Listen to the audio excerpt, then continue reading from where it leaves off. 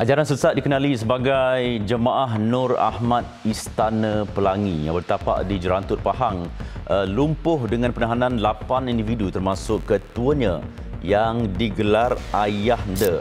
Pengerusi Majlis Agama Islam Selangor, MAIS, Tan Sri Abdul Aziz Muhammad Yusof berkata, pihaknya berdepan cabaran hebat dalam mengendalikan kumpulan ajaran sesat terbabit berikutan mempunyai kepercayaan berbeza-beza.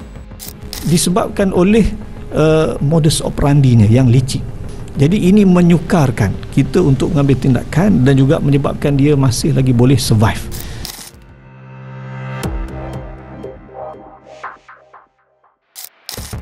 Ancaman ajaran sesat di Malaysia hari ini tidak lagi terhad kepada ceramah di hujung-hujung kampung. 25 ajaran yang sudah diwartakan sesat masih aktif setakat September 2025. Golongan yang mengancam akidah ini bergerak secara senyap menggunakan platform digital dan menyamar di sebalik program motivasi atau skim cepat kaya. Skala masalah ini amat membimbangkan.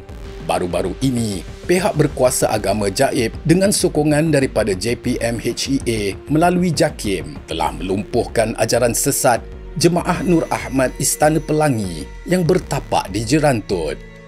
Dalam menghadapi gejala ajaran sesat dalam negara, Menteri di Jabatan Perdana Menteri Hal Ehwal Agama, Datuk Setia Dr. Muhammad Naim Mokhtar telah mengeluarkan amaran keras. Beliau menegaskan bahawa isu penyimpangan akidah bukan hanya soal penguatkuasaan undang-undang, tetapi juga soal pemeliharaan kesucian Islam dan keselamatan akidah ummah.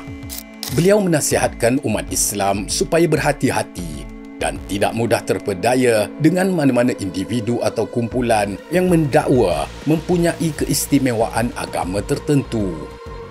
Ketegasan ini diterjemahkan kepada tindakan lapangan yang bersepadu.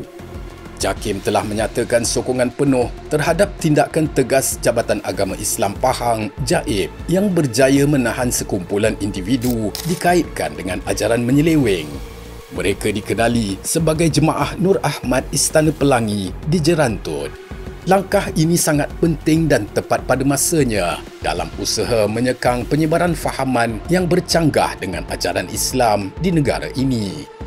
Keupayaan JAKIM untuk memperkukuh kerjasama dengan Jabatan Agama Islam Negeri memastikan tindakan terhadap ajaran sesat dilaksanakan secara selaras dan bersepadu di seluruh negara. Jemaah Nur Ahmad Istana Pelangi hanyalah satu kes dalam ancaman akidah yang berlaku dalam negara. Contoh-contoh lain seperti ajaran Sihab. Fahaman ini diasaskan oleh Suhaimi Muhammad telah difatwakan sesat di beberapa negeri kerana ia menyeleweng dan bertentangan dengan akidah, syariah dan akhlak Islam.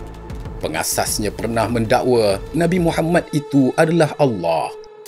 Tindakan penguatkuasaan terhadap pengikutnya terus dilakukan oleh Jabatan Agama Islam Negeri dan PDRM. Ajaran Ahmadi Religion of Peace and Light. Ajaran ini tular di media sosial dan disekat penyiaran oleh JPM-HEA melalui JAKIM dan SKMM demi memelihara kesucian akidah. Ajaran Milah Abraham. Ajaran ini pula disifatkan sebagai sesat dan menyeleweng daripada syariat Islam, diharamkan kerana kefahaman dan ajarannya yang membawa kepada syirik dan khurafat. Al-Arqam. Walaupun telah diharamkan lama dahulu, saki-baki pengaruhnya masih dipantau. Ajaran ini terkenal dengan konsep aurat Muhammadiyah dan tuntutan untuk menghidupkan semula zaman kegemilangan Islam.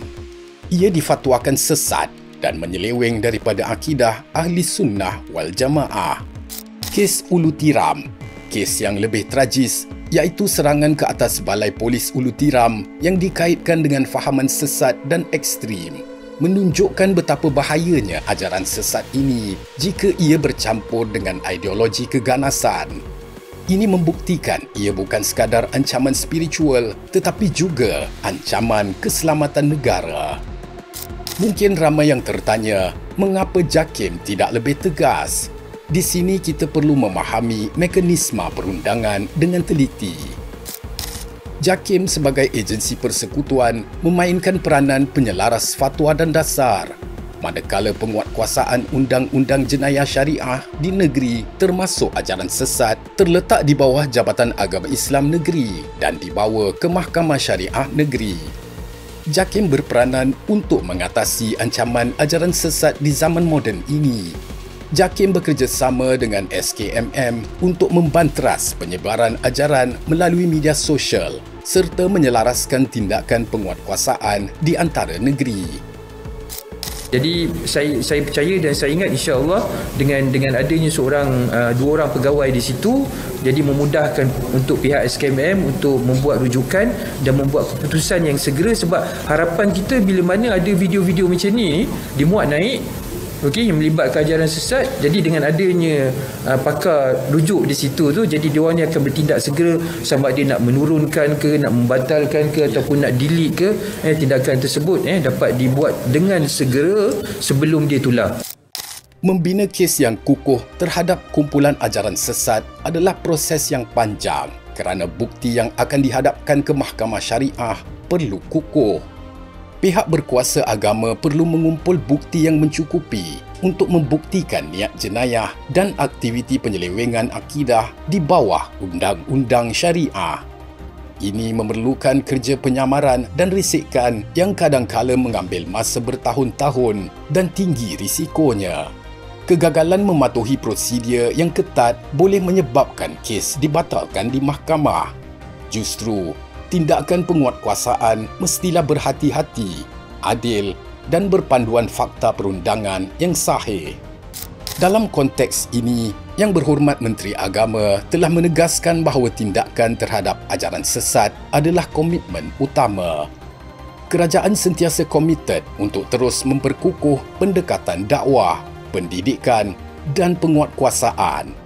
Ini adalah usaha berterusan untuk memastikan akidah ummah terpelihara selaras dengan pelan transformasi Al-Falah yang mengutamakan kemuliaan syariah dan kehormatan institusi Islam.